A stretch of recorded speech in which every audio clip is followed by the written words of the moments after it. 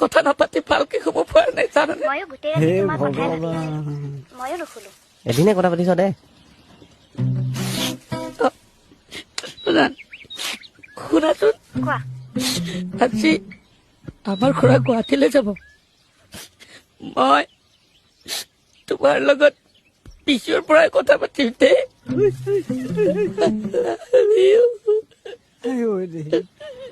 শুনাচোন, কোৱা কোৱা। মই ফোন নকৰিলেও তুমি কিন্তু কান্দি নাথাকিবা। নাকান্দো দিয়া। তই দেখিবলৈ কেনেকুৱা হৈছোন চব কথাতে ধেমালি কৰি নাথাকি বুলি কৈছো।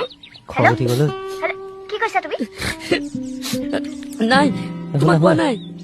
মই কালো কনা মই তোমাক ফোন কৰিম কিন্তু।